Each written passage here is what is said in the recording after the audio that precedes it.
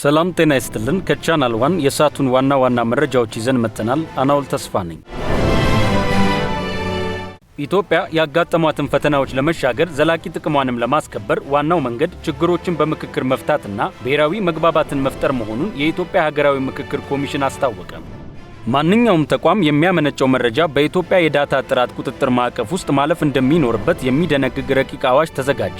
የኢትዮጵያ የቅርስ ባለስልጣን ከፈረንጆቹ 1995 ጀምሮ ለምርመራ ወደ ፈረንሳይ ተወስደው የነበሩ ከ100 በላይ ጥንታዊ የቅሪተ አካል ናሙናዎችን ከረጅም ጊዜ በኋላ መመለሳቸውን አስታወቀ።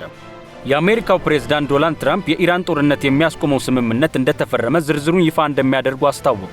ኢራን $300 ቢሊዮን የጦርነት ካሳ እንደምታገኝ የአሜሪካው ምክትል ፕሬዝዳንት ጄዲ ቫንስ ተናገሩ። የእነዚህንና የሌሎች መረጃዎችን ዝርዝር ዘገባ በማታው የዜና ሽፋናችን የምናደርሳችሁ ይሆናል። ቀሪ የቻናል 1 ፕሮግራሞች ወደ እናንተ መድረሳቸውን ይቀጥላሉ። መልካም ቀን።